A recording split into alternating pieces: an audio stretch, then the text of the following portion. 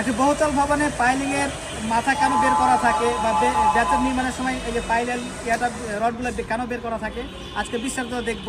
Joint family properties লিমিটেডের রাজশাহী টাওয়ারের কাজ চলছে 21 তলা ভবনের, আমরা এখানে আছি।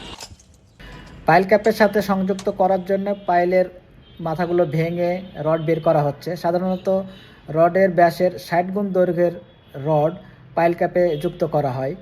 এখানে প্রতিটি ব্যাচ নির্মাণের আগে আমরা কনক্রিটগুলো ভেঙে রেডি করেছি। সাধারণত একটা ভবনের ফাউন্ডেশন ভালো করার জন্য এটি খুবই গুরুত্বপূর্ণ।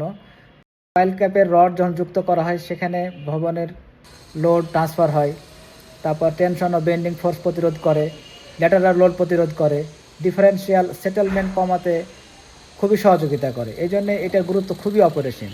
আমরা এখানে ব্যাচগুলো রেডি করেছি, ব্যাচের জালির ভিতর দিয়ে এই রডগুলো বের হয়ে আছে, এগুলোই পাইলের রড।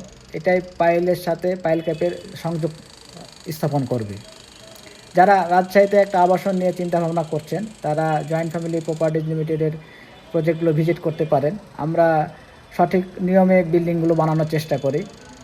সবাইকে ধন্যবাদ।